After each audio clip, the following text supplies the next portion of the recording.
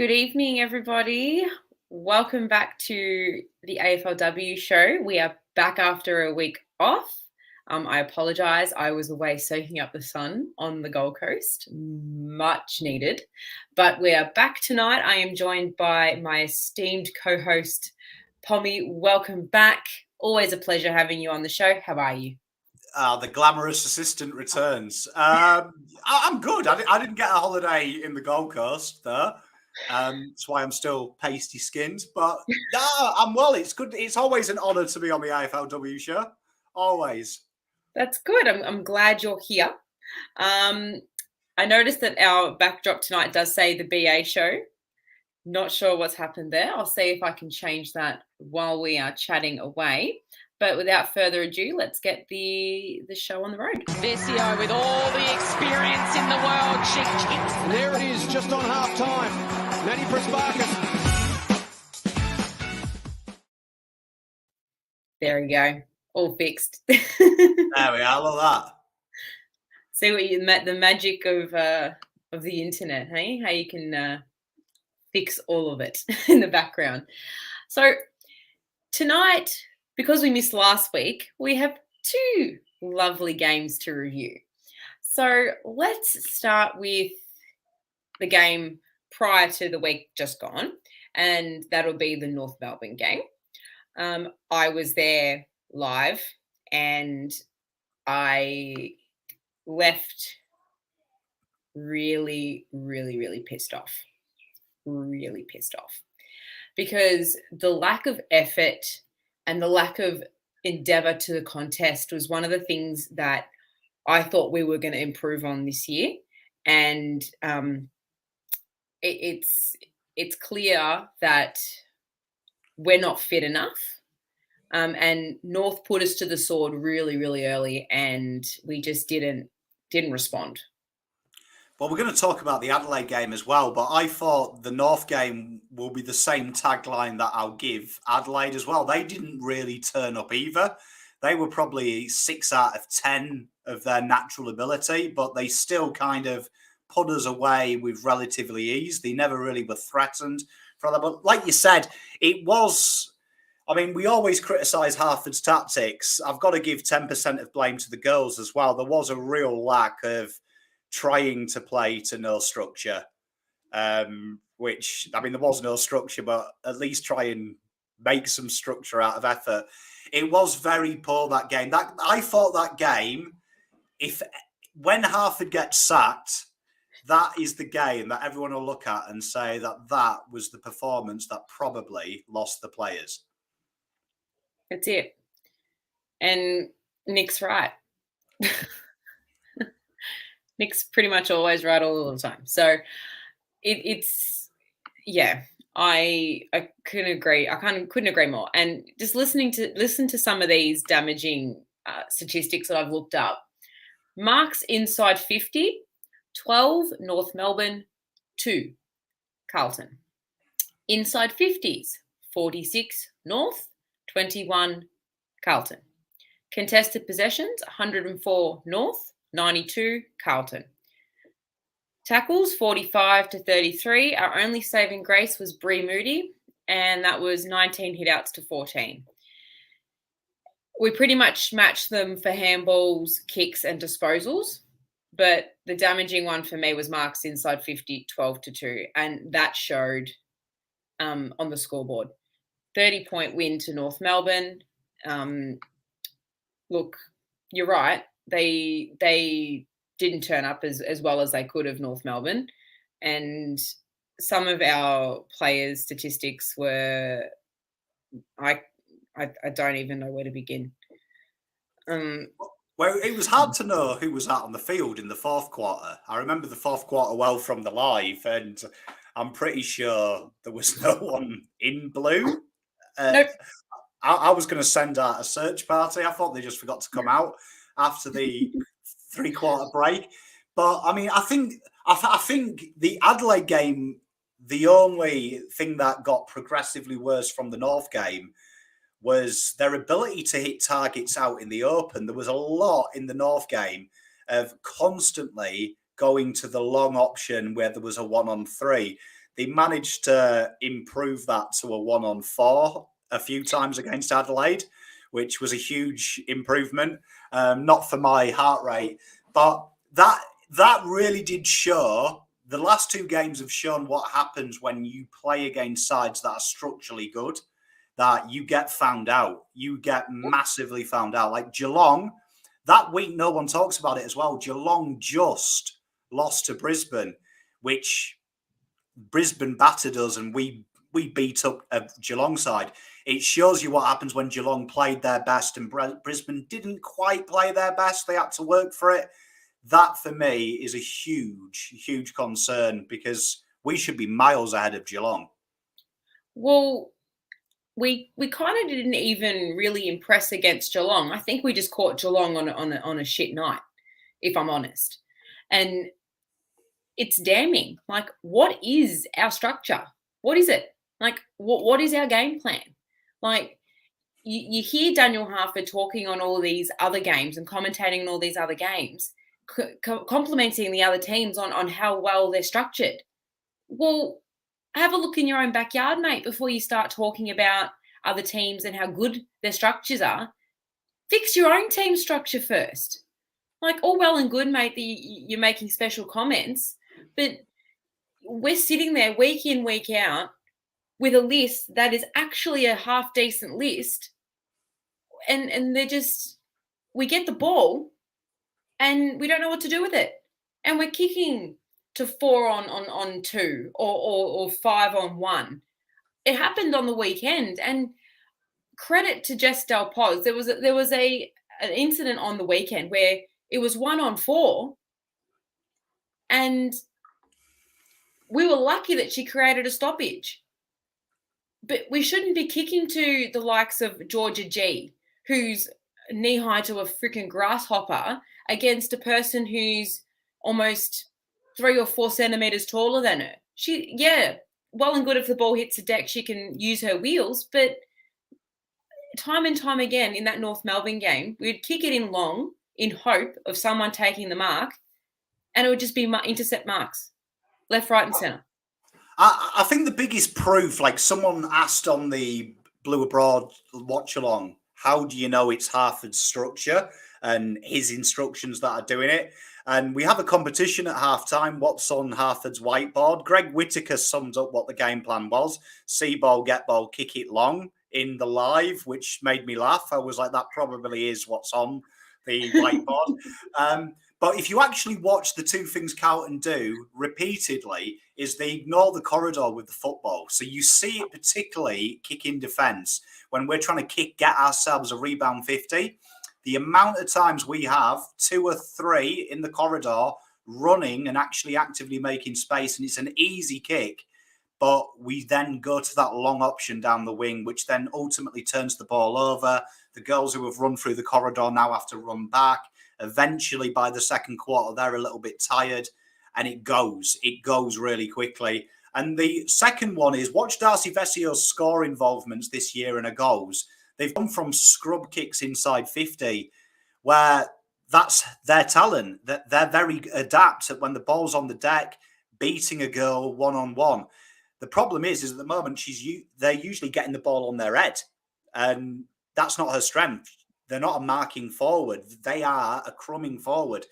So they're the two things that will come from that dressing room meeting of how do we move the ball? What does it look like in transition? And they're two things that Harford's got to take about. And to answer your question, he comments on opposition things. You always comment on what you're envious of, don't you? You always want something you haven't got. So he probably looks at the other clubs and's like, Jesus, they play good football.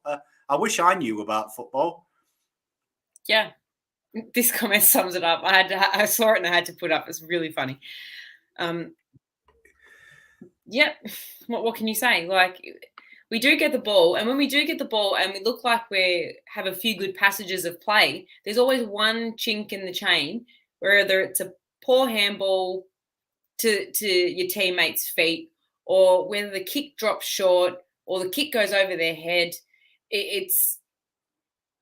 I can't explain it. It's just something that just really frustrates me watching these girls play, because we know they've got the talent. We've got the talent on the list.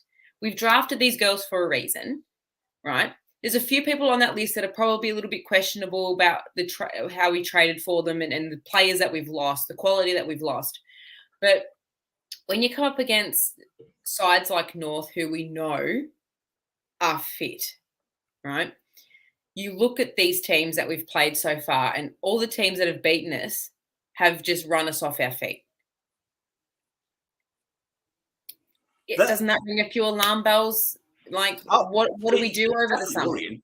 It's definitely worrying. I also think that when you're playing a long kick, it's why I'd like to see a ban on anyone who's played football pre-2005 from being involved in AFL unless they've been coaching through that position, because Harford is literally playing a game style that was popular when he was a player.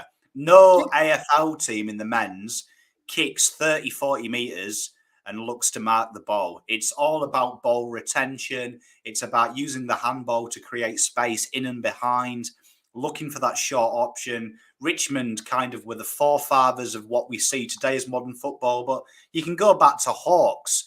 Hawks played that short, sharp kicking style that Sam Mitchell was the energy of.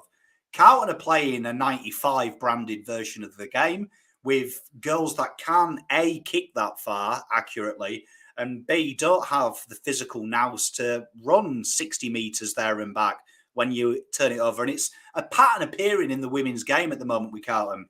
We're in it for a quarter. The second quarter, we kind of managed to make it a bit ugly. But then the third quarter comes and the energy levels are dead. And suddenly then mistakes get bigger and more alarming. The backline can't cope with the constant marauding forward. North were like 8 on 4 in the inside 50 at times. That is a total destruction of your system. And the fact that Harford mentions he sees it, every week he's mentioned the problem. Every week he hasn't rectified the problem, though. It's becoming an alarming habit. Yeah, well, I'm getting Teague vibes here. Like, if you've identified the problem, you know there's a problem. Here's a bloody Loeb Globe moment. Fix it. Yeah. Well, we're recycling all the coaches at the moment because we've got the long kick. When in doubt, kick it down the wing, which is the Teague. Then we've got the if in doubt, move your best intercept marking forward to full forward, which is the Bolton. Pretty soon, we're going to sack all of the crafty small players because we're going to bring back the Malthouse. Do you know what I mean? We'll bring back the Malthouse experience and we'll just start sacking players who are talented, just ad hoc. So we're starting to recycle in the women's game all the bad things that we did with the men, which is really, really alarming. Well, the fact that the AFLW wasn't part of the whole club review, I don't understand it, because if you say we're one club, well, the review needs to go the entire club. Don't just like say we're one club and then have the two entities separated. Like I was walking into the game this weekend just gone, and I know that I think it's Lynch that used to play for Adelaide doesn't play for Adelaide anymore, but he came to watch. We know Eddie Betts comes to watch the Adelaide girls and the Carlton girls. Why don't we have the boys there to support the girls? You know what I mean? Like, I think. Okay. Well, I mean, I said it in my review of the game, and I'll reiterate it here as well, that I don't blame people that don't like the AFLW, because I think our football club harbours, it's not real. It's not real. Like, and me and Terry had a real good conversation about it today. I hate hearing the Carlton women are there as a political vehicle. I genuinely don't think they are. I think why we think that is because all the club markets is the LGBTI movement, the Carlton Respects movement. When it's with the women, they don't ever give the females the coverage of them hard at work at training, of them doing the graft. Literally, I genuinely believe, and I hope I'm wrong, the Carlton Football Club treat their women as that extra 10% we can charge on sponsorships. So we get Hyundai in and we say, look, you're going to sponsor the men's, we'll chuck in the women. The women are brilliant, though, because we've got the Carlton Respects Programme, we've got the Pride Movement, we've got all these wonderful social initiatives. We'll push them into that. But then, with the men, yeah, we'll just focus on the footy. And I think that that's a culture problem for the girls, that they are treating it not as I think seriously as they should. And I think the review shows that. For me, when you've made finals and then you drop down so much like we did the year after, and you're dropping down again, a review's got to be called. Because if you were close to the summit and now you're right back where you started and now we're below where we started, how can you not review that? Yeah, totally agree. But I think it comes back to, like you said, a culture issue within the women's team. And I think there is a serious issue there that needs to be rectified. And you could just see it on the girls' faces. They were despondent. Some of them were anyway. I know a couple of them were seen smiling after the game, but I don't want to go down that path like we did with Lockie Plowman last year and some of the boys. Who knows what they were talking about? You know what I mean? But I just think that in order for people to take them seriously, they need to take it seriously themselves. And we're there for them. And I know some of them do appreciate us being there for them, but something needs to change. And it's got to start with whatever's happening off field first, and then you can fix what's on field. Because what's on field right now isn't very attractive. And there's not many people that will stick around to watch AFLW if that's our output every week. Well, I mean, the club posted 5 years ago, they had close to 40,000 at the first game. And how many was there this week? Maybe 3,000, if that? If that. If that, that's really nice. There was more the week before because there was more North Melbourne supporters. And it's really good to see lots of people going to watch the AFLW, and it's fantastic to watch. But when your team is struggling, like our team is struggling right now, they need all the support they can get.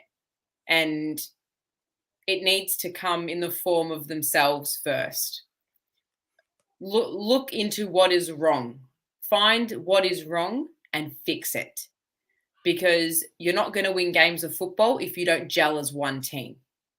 Oh, I'm with you. I mean, I'd love to see Brad Lloyd be given the director of football for both departments. If I was in charge, I would have one director of football who oversees the next gen, who oversees the women and the men. I think the director of football can do all three. And that way you keep everything uniform. Everything uniform then. Everyone's kicking towards the same goals. I'd love to see, though, the media of Carlton Football Department and the way the women is branded. I do think it's too political. It comes across more politics than it is sport. And I don't think that's the case. And I don't think they mean to. But it does feel like it's not taken serious. I look at the Instagram and every week they lose, there's a pretty picture with a pretty hashtag where they don't do that with the men. Do you know what I mean? They'll say disappointing result, not good enough. We're very fortunate to get any training footage from the women. We never do. Why not? Because they'll release a picture of Lucy McAvoy dancing or something like that. But I'm sure they were training for 3 hours. I'm pretty sure they were. But the impression the public will get is they're having a sing-song in the changing rooms, having a bit of a jolly up, where that's how you create the reliability in the product, saying they are working. These girls are working. They're not pissing about. They are actually physically working. And that's what I'd like to see a whole culture shift from. That I love the Carlton Respects Programme. I love the Pride. I'm a huge advocate of it. And I'll always be a fan of it. But help the club out by promoting it alongside with the fact they're working as well. Because sometimes I think that becomes secondary with the women. And I don't like it. I think it gives a wrong vibe off for the football club. Yeah. No, don't disagree. Like you see a couple of photos here and there of the girls running on the track, but they're just still photos of Maddie Prasparkas looking like she's about to kick the footy. But with the boys, we see they put training packages together for the boys and they release it. Put a training package together for the girls. We want to see what they're doing. We want to be able to support them. But it's a deep-seated issue that it's just I'm getting the same vibes that we've been getting for the boys with the girls now, and it's a deep-seated issue, and it starts at the top, and we'll get further into the coaching a bit later, but let's shift our focus from the North Melbourne game and swing right into the Adelaide game. Oh dear. God. Look, the effort was slightly better in this game, and we pushed Adelaide for longer. I think in the first quarter, I think we counted five marks in a row that we took because we chipped the ball around. And I remember distinctively, Nick said it a couple of times. He goes, we're not going to do that again. Once a game's enough. We're not going to take more than 5 marks in a row. And he was right. As I said before, Nick's always right. So it's alarming, but we tried something different. We had Charlotte Wilson standing at full forward for a little bit, or centre half forward. She started the quarter, and we're standing and going, are we kicking the right way? Because we weren't sure. We were sitting there going, why is Charlotte standing in the forward line? Hey, credit, he tried something different. Didn't work, but he tried. I don't know how else to explain it. This was, the Adelaide game has left a sour taste in my mouth, because that was, I described it on the live as the worst performance I have ever witnessed in my 12 years now coming up to of a Carlton team here. The worst performance. Like I have never seen anything as ill prepared, as lackadaisical. It was like seeing 21 women. If I was a football coach and you gave me 21 of my exes, I would send them out to play like that as punishment. Oh my goodness. And I'd enjoy watching it, because I'd be like, ha ha ha, look at what I've done to them.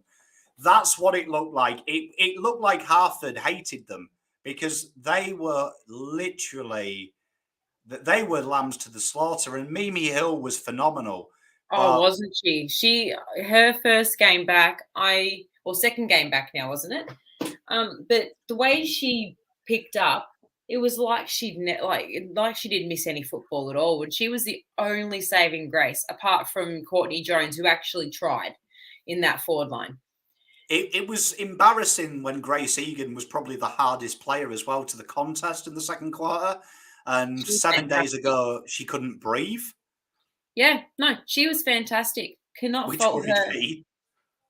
I loved Grace Egan's game. I also love, Courtney Jones's game, Mimi Hill's game, and probably a small portion of Karen Harrington's game, because she did shut down Erin Phillips. And my favourite bit was the final siren. That was good. I enjoyed that. That was good. But I could switch it off and do something else. But Lewis has got a great point here, because Lewis was one of Lewis and Greg addicts to the watch along.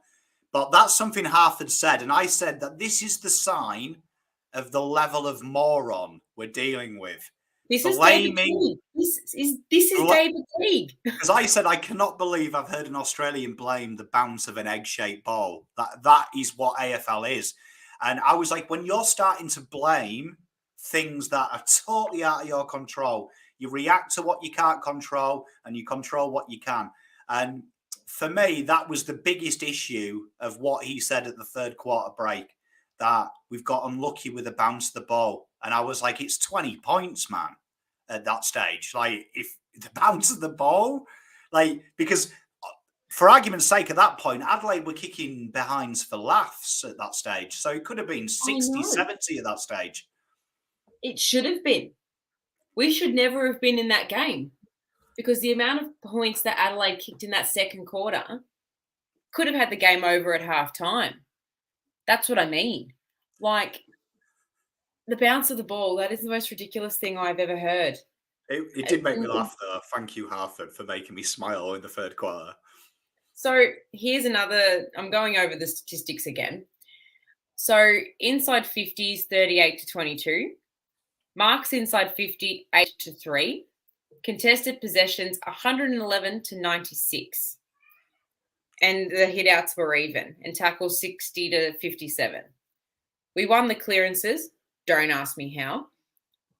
overuse of the handball, 104 Carlton, 84 Adelaide. And then kicks and disposals were roughly the same. So there was passages of play that I thought we looked okay. Then we do something like we'd start a chain of really good ball movement. Then all it would take is just one shit kick. The ball would be turned over and it would bounce straight back the other way. And it happens a lot.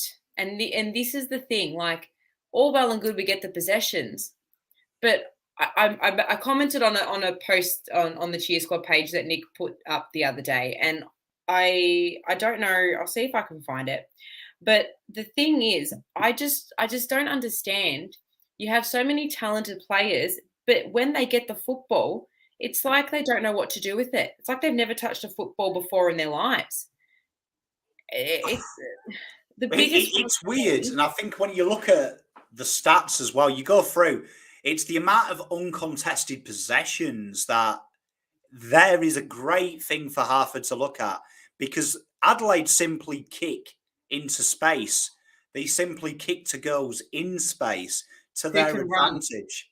Do you know what I mean? And it's crazy because I said halfway through that game, Carlton need to swap their back line with their forward line because our forwards play behind the defender and our defenders play behind it. So I was like, if they switch it, they'll actually be the opposite way around. And just tell the backman in the forward line they're actually defending the forwards and they'll be fine because they'll go out in front by instinct. It's one of these worrying things, though. And these are basics. Like these last two games, you've come across the two of the best sides in the comp, not on their good day. So these are the days where you think, you know what, we roll these sides. And Structures, ironically, lost these two games where that's even worse because that's on you. It's not you were outclassed, you were just outthought. And it's so easy as well. You watch teams transition the football. It's so easy. When the ball hits the deck in the defence as well, that is the panic alarm because no one knows what to do with it. No. And there was a couple of occasions there. I found what I was saying. I said that we've seen glimpses of form from some of the players, lack of effort and endeavour from others. We need to have a closer look at why they're not working hard enough at the contest and why, when they get the ball, skills just fall away. And Brooke Walker was one of those ones for me. She'd get the ball, she'd take off, she'd go to kick and completely miss her foot. That's the individual. That's not structure. That's not nothing to do with the team. That's the individual.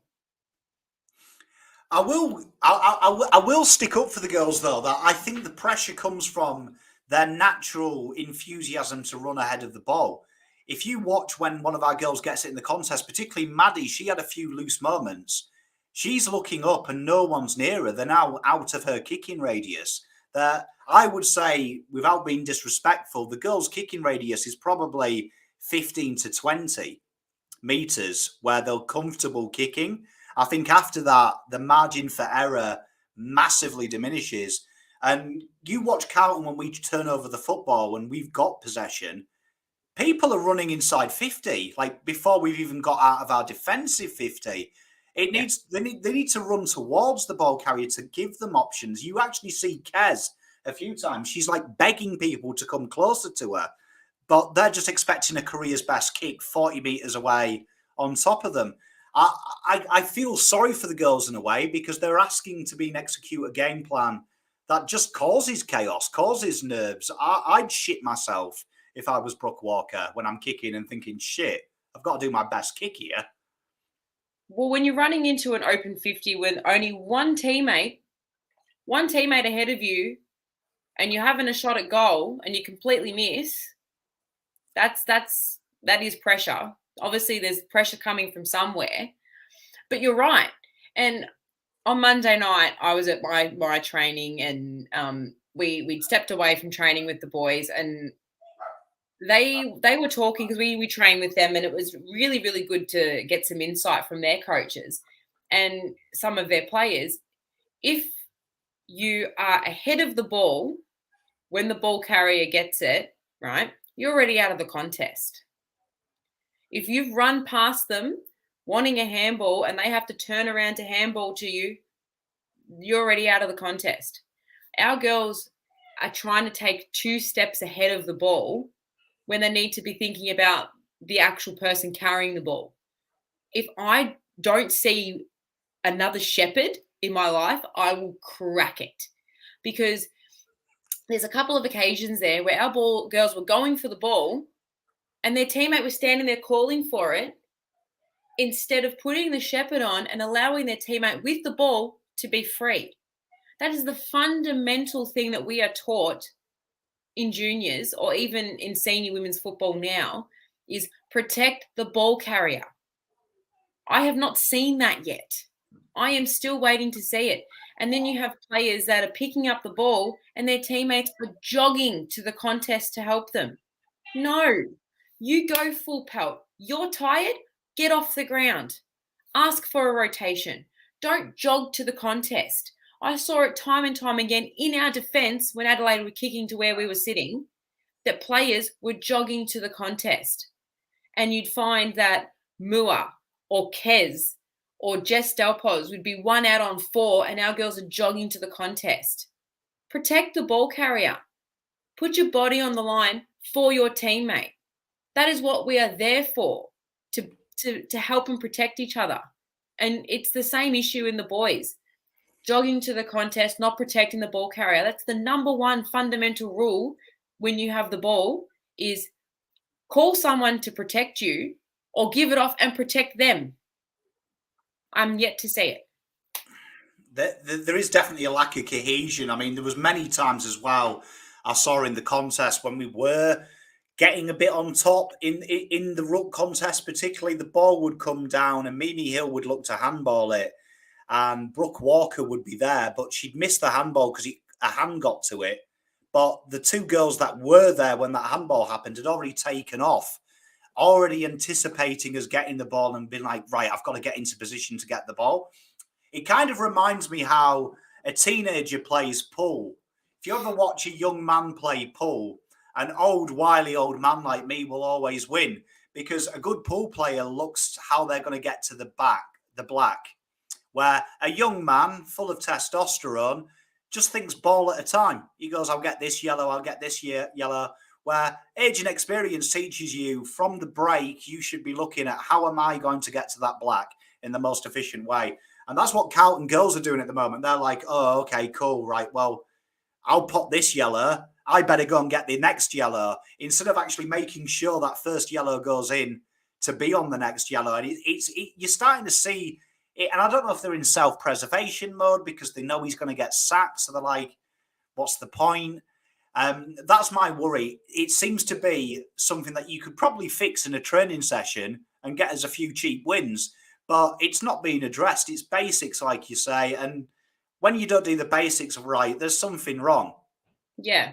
And I kind of get where you're coming from with this one, Lewis. Like, it is 90% Harford because he's instilling the game plan into the girls. But at the same time, if the girls aren't understanding what Harford's trying to say, they should be questioning it. And as a footballer, and most of these girls have played juniors, so they should already know these fundamentals. So there's a breakdown in communication somewhere.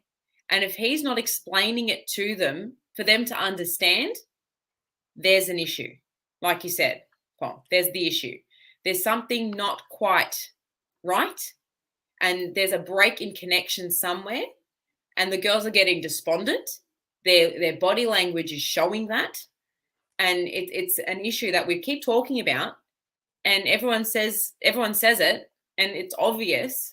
And I just don't know what more we can say as fans that we haven't already said. And it's going to continue to happen if it's not addressed. And if Harford can see what the issue is, fix it, mate. You get the girls 2 or 3 times a week, right? Bring them into a room, review the game properly, and say, for instance, hypothetically, Lucy McAvoy, you see Miller's getting the ball, you go in and shepherd, or you call for it and call her to shepherd you. It's the fundamentals of football.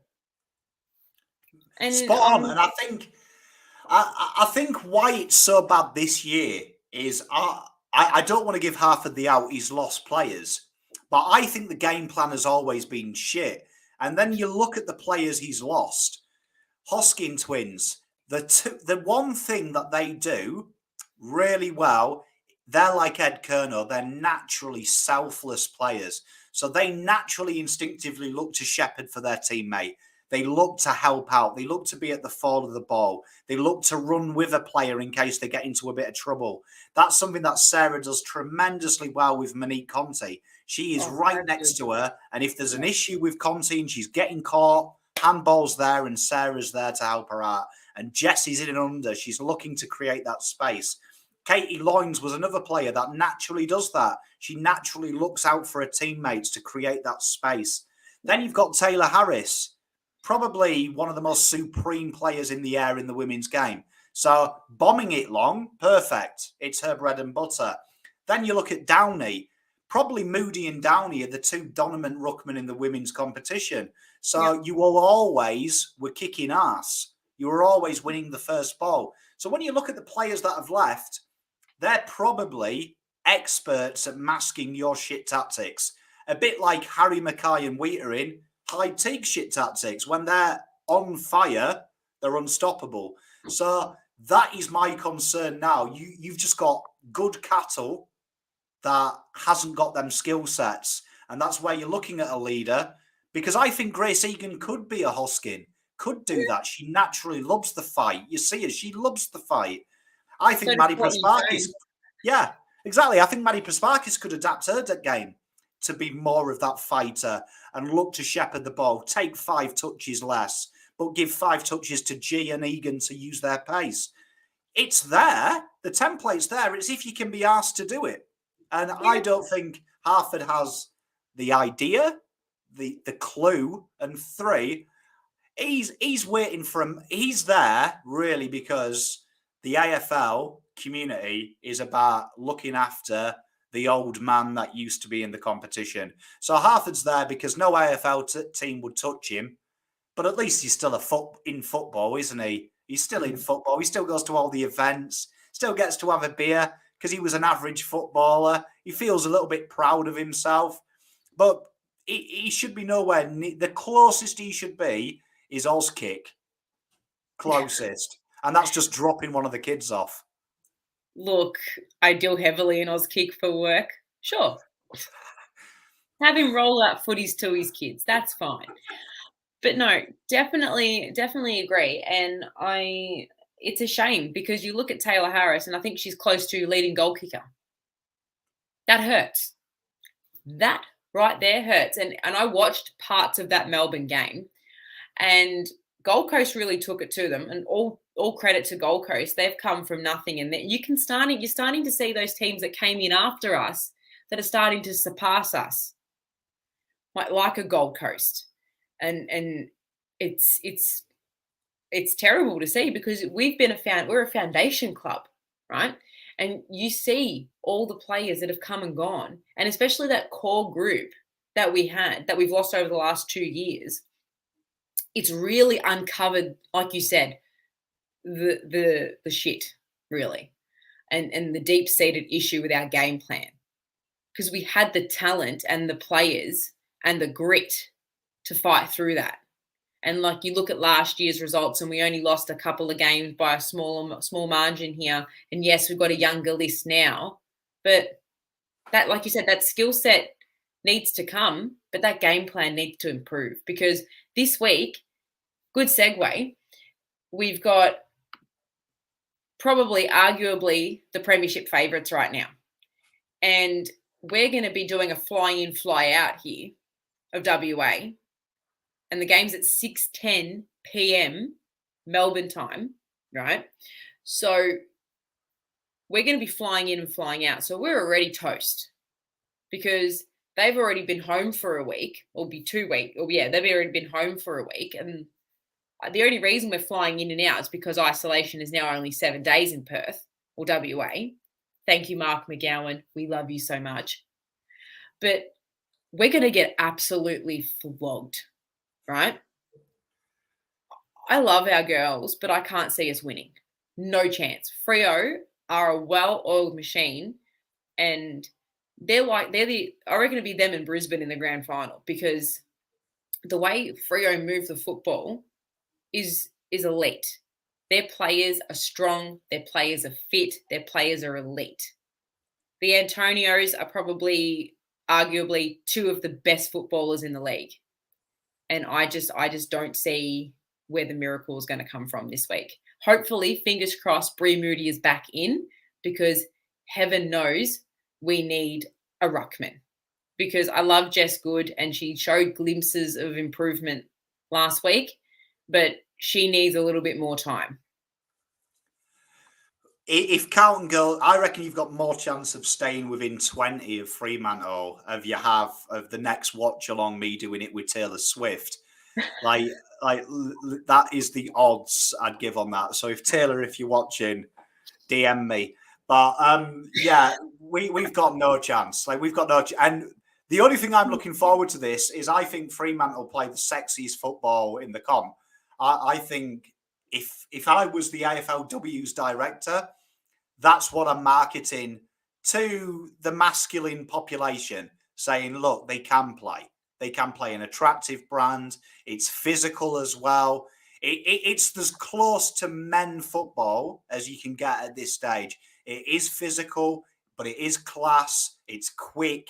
It's everything you want to see in a football team. And yeah, Carlton are going to get schooled because their game plan is the antichrist of us at the moment. It's literally, it's lambs to the slaughter. Like we said it off air. If I was the girls now, I'd be getting COVID to have the week off. Like I would be offering $1,000 for a positive rat test. Like I would be desperate for it. Look, and Kiara Bowers is probably arguably another one of their greatest players. And with her serving her second week of suspension this week is probably a small saving grace for us.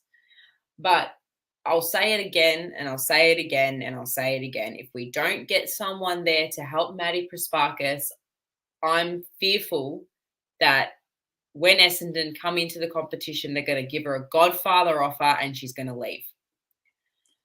I don't want her to leave because I love Maddie Prespakis and I love what she brings to the football club and I love her passion and her endeavour. And I can sit back and honestly say every week she can walk off with her head held high because she's probably one of the only ones that works as hard as anybody else. I guarantee she's not there next year. This is my worry. This is my worry. If Daniel Harford is still there, we will not see Maddie Prespakis in a Carlton jumper. That is my greatest fear. I just think she's so competitive. And I think that's one thing you know from her, that she doesn't want to play for a happy team. She wants to play for a winning team. And she's definitely one of them players that I think is motivated, a bit like Sam Walsh, motivated in the process and the journey, but feels validated. If you look at Walsh, that's what he's talked about. He feels validated that his faith is reciprocated. It's reciprocated and he can see the steps of the ladder needed and he's willing to invest. If Maddie's actually seen them go from when she first came, a team that was challenging and on the way up, to she's now the Crips of this team.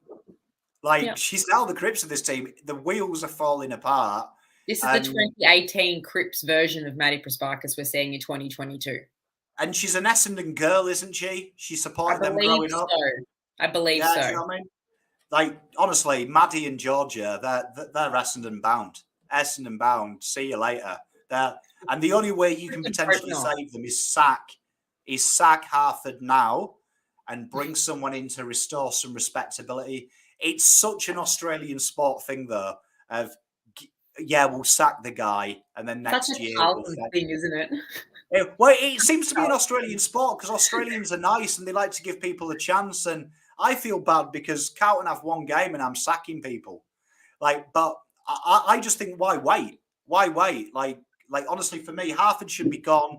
If it was me, Simpson's in charge till the end of the year with the mandate, reset everything, get them back to enjoy the football. That would be the first thing. Strip it back, simmer, get it basic, get them enjoying the game again, enjoying the work and enjoying what they're producing. And then we go out and you get there's some good people out there. You've got Goddard out there, Petter Searle.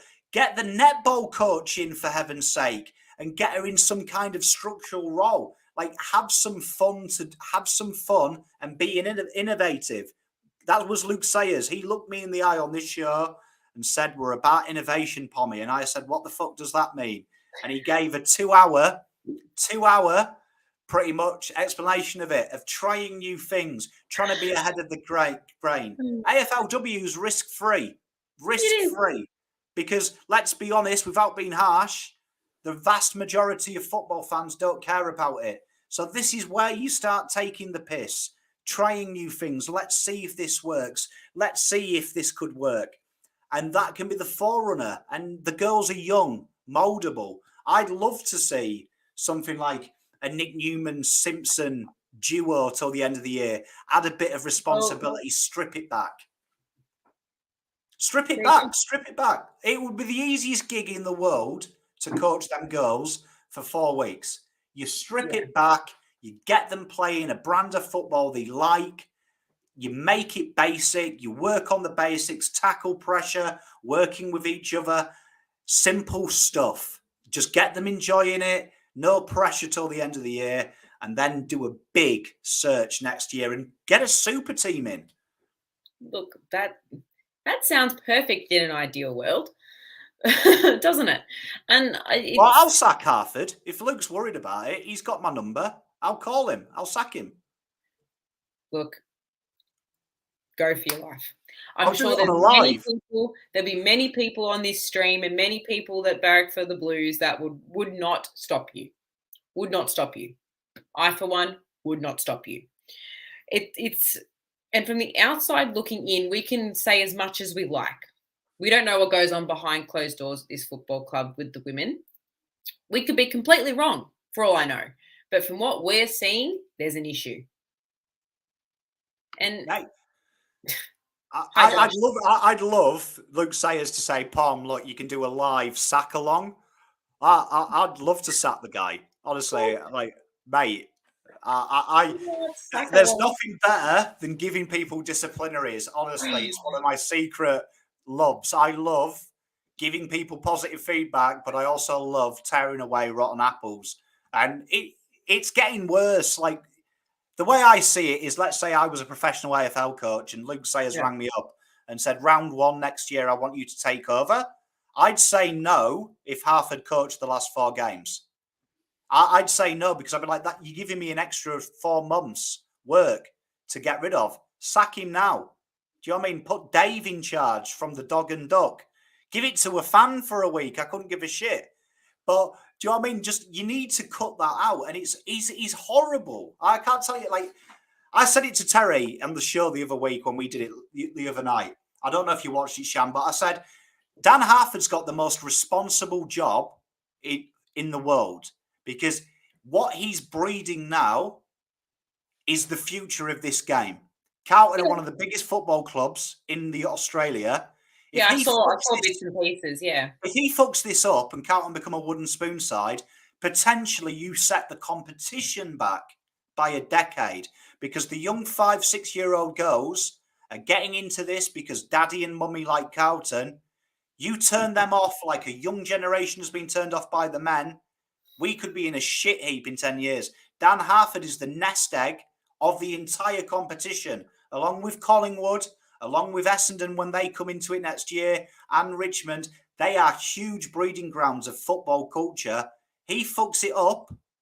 Tell you what, it could be ramifications for it. And at the moment, Harford is a man that is enjoying himself when he should be watching this show thinking, "Fuck, they're right. I'm a complete dickhead." Look, if you are watching Daniel Harford, fix it.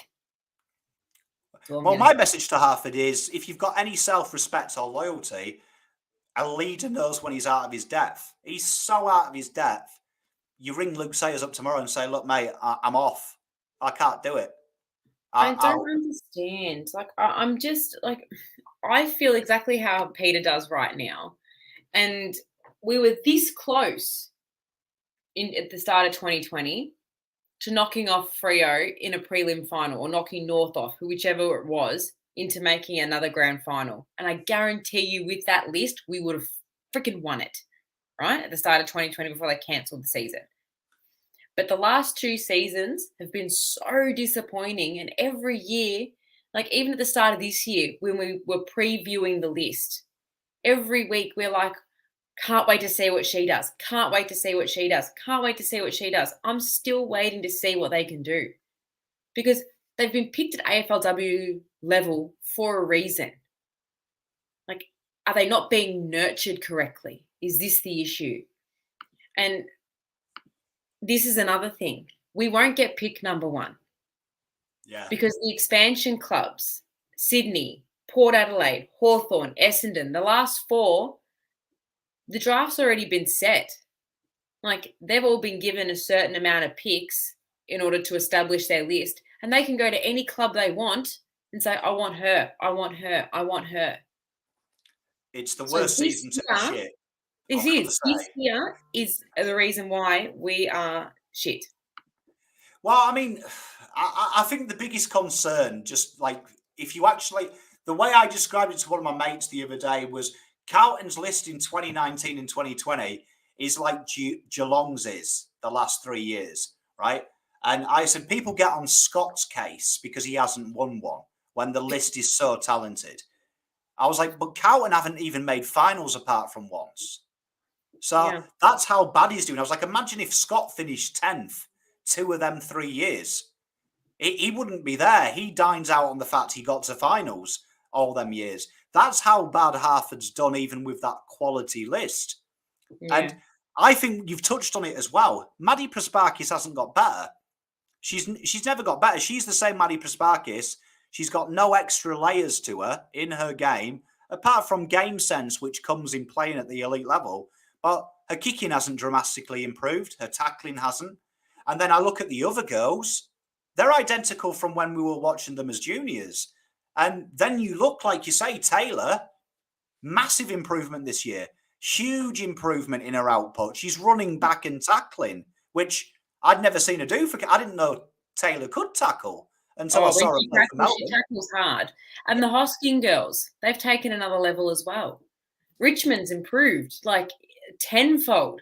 Like Mon Conti has shredded and looks ripped as, and good luck catching her. That's the kind of player I want. I want a Monique Conti in that midfield. I want Sarah and Jess back as hard nuts, because we need hard nuts, because we've lost all of our hard nuts. And I'm at a loss, and I'm just sick of talking about losing. And it's a culture. It's a culture that's seeped through the entire football club, and it needs to change. Oh, 100%. 100%. And I think the one saving grace is because they didn't call the review. You know, it's not a club cultural issue, because obviously the AFLW has no bearing and the men have no bearing on the AFLW. But that's where I think it needs to change. I think the club needs to unite under the one umbrella. Yep. This review needs to encompass everything, the next gen as well. Doma Koo being the only one to ever come through it in the 10 years we've had it. For me, that's why are we paying the AFL for that? Like, get rid of it. Do you know what I mean? If that's the case, if we've got one come through, because that's my argument. The girls here in this system of the next gen in the catchment area, we should be quidsing, because even though it's a shit area, it's out in Sorrento way. We're one of the biggest brand names in the AFL. Every little girl up and down the country should want to play for us. Like, families should be moving. Do you know what I mean? To Sorrento, so they can play. Their little girl in 2030 can play for us. There's the issue we've got as well. Like, we've got nothing coming through. So they're not getting better. I would be shocked if anyone on the payroll, AFLW, even the cleaner, the bird who makes the orange juice, the guy that does the shoes, the cleats, if they're still employed next year, like everyone needs to go. Anyone who's ever taken a paycheck from the AFLW needs to go, and we get a brand new start. And Brad Lloyd encompasses the AFLW. He takes it over and says, I am the football manager of all departments, and employs people who actually know what they're doing. Because at the moment, Carlton think women are special.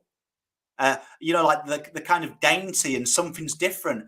They're still hungry. They're still sport. Go and play sport with a woman, and you tell me she's not as competitive.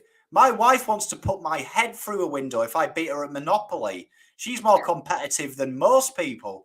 So we need to get people in who understand that they can understand football. They can be talked to in a competitive way, because I reckon they'll appreciate it. They'll actually appreciate it and be challenged.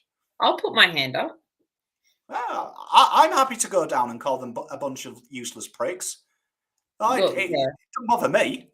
I mean, they won't be the first women to hate me, and they won't be the last. To answer this question, he was there on the weekend, and I will give credit to a couple of the Carlton boys, and Zach Williams, Matt Owies, and Mitch McGovern, who were there on the weekend, kicking for charity for Carlton Respects Round. So I tip my hat off to those boys that were there. They were there for the entire game, and they were also part of the Respects March to the ground. So I'll do tip my hat off to them. In answer to your question, yes, Brian Cook was there. Slight change of pace to finish off for the night, and I will eventually get her on to do her tips, because I'm dying to get her on to do her tips, because that was the whole premise. She sent them to me earlier tonight, and hello to the lovely Michelle and to Nick. Hope you are both well rested for this week. It's 5 days, isn't it, until the big day? No, 2. Oh yeah, I knew it was coming up. Yeah, it's not long away. Jesus. Hey, she should be on a hen party anyway. She's missing. We should have done a hen party watch along. Oh my goodness, probably. No, she's probably with her feet up with a nice cuppa watching the show, because I did see Nick in the comments earlier. But this week, Michelle has gone Gold Coast, North Melbourne, Lions, Pies and Crows, and to no surprise, Freo. Boo. Look, they don't warrant me to tip them at this point. And that is it. I'm currently sitting 11th on the tipping list. Methodical Flamethrower, whoever you are still in front. Great. LK88 is second. Our very own Nick Wishart is comfortable in third. Closely followed by his lovely fiancée, Michelle. Brett McLennan from the Queensland supporter group. Tomahawk, and then you float down to me at 11th. So I've climbed 3 positions this week, so I'm very, very happy with myself, but I am 4 off the pace. Very disappointed. I've got a theory that Mechanical Flamethrower is actually Dan Harford. And he's been throwing the games to take out the cheerleader comp. Can you imagine? But no, we do have a very I joke. He probably fucking is, though. We have 32 people in this competition. I thank all 32 people that are tipping. Do not forget to put your tips in every week, people. I have done it on 2 occasions, and I've just managed to sneak through and get the away team win. So I'm very lucky with that. But let's digress. Let's take a breath, and let's just hope something changes this week, because I don't want to sit here next Wednesday ranting and raving about how terrible we were. Like, I don't mind losing. I just want them to have a crack. Play for each other. Play for the fans. Don't worry about the politics on the other side of the white line. Play for each other. Wear navy blue. Wear it with pride, and we'll back you no matter what the score is. That's all we want. We want the girls to go out there, give it 110%. We'll support them no matter what. But we just feel like we need to vent, because we want better for them. That is all this is. We want better for them. Spawn. Couldn't have said it better myself. The girls deserve better than what they're being dished out. They definitely do. They deserve they're worth way more than what they've shown this year. 100%. And on that note, Pommy, good evening. Thank you very much for joining me once again. I know it has been an absolute blast. We've managed to get ourselves to an hour. Aren't we just amazing? But no, thank you very much, everybody, for your comments this evening. Everyone, thank you for watching. We really do appreciate you supporting the AFLW show and the Blue Abroad channel. If you haven't already, like and subscribe the YouTube page, become a member. Every little bit helps. And I thank you once again to Terry for letting us have this lovely platform to express our frustrations, as we put it. We love it. We love it. Good night, baggers, and fingers crossed for a miracle this week. Night, Pommy. Night. Go Blues.